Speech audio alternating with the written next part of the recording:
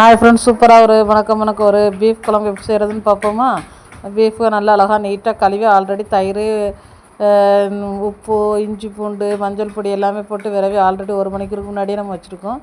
இப்போ தாளிசத்துக்காக கொஞ்சமாக கடலெண்ணெய் சேர்த்து பச்சை மிளகா, பட்டை, கருவாய், ஏலக்காய், அது கூட மல்லி, புதினா, கொஞ்சம் கூடுதலாட்டு வெங்காயம், சின்ன வெங்காயம், பெரிய வெங்காயம் சேர்த்து மிக்ஸ் பண்ணி வச்சுருக்கேன். தக்காளி கொஞ்சம் கூடுதலாக போடணும், ஏன்னா சிக்கனுக்கு கம்மியாக போட்டால் போதும், பீஃபுக்கு தக்காளி கொஞ்சம் கூடுதலாக போட்டால் தான் டேஸ்ட்டு சூப்பராக இருக்கும். கொஞ்சம் தக்காளி கொஞ்சம் கூட போட்டிருக்கேன். அதுக்கப்புறம் ஒரு ஸ்பூன் இஞ்சி பூண்டு போட்டிருக்கேன், ஏன்னா ஆல்ரெடி நம்ம கறிக்கு இஞ்சி பூண்டு போட்டனால போட்டு நல்லா மிக்ஸ் பண்ணி தேவையான உப்பையும் போட்டு நல்லா அழகாக தாளிச்சாச்சு. கிரேவி நல்லா சாஃப்டாக ஆயிரும். இந்த ஸ்டேஜில் ஆல்ரெடி நம்ம பீஃபை மசாலாலாம் போட்டு விரவி ரெடி பண்ணி வச்சுருக்கேன். கறிக்கு போட உருளைக்கிழங்கும் வெட்டி ரெடி பண்ணி வச்சாச்சு. இது சோத்துக்கு நம்ம இந்த தேங்காய் பால், இது நம்ம மசாலா தான், நம்ம சிஸ்டர் பிளண்ட் மசாலா தான். இதில் எந்த பொடியுமே நீங்கள் தனியாக மிக்ஸ் பண்ணாண்டா.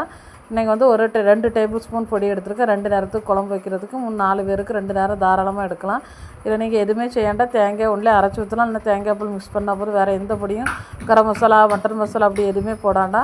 குக்கரில் போட்டு 4-5 விசில் போட்டு கறி நல்லா வெந்துட்டு இந்த ஸ்டேஜில் நம்ம கலக்கி வச்சுட்டு மசாலாயும் ஊற்றி நல்லா கொதிக்க விட்டுக்கிடலாம். நல்லா கொதிச்ச அப்புறம் மேலே கொஞ்சமாக மல்லித்தலை ஊற்றி எடுத்தோம்னா சூப்பரான ஒரு பீஃப் குழம்பு ரெடி.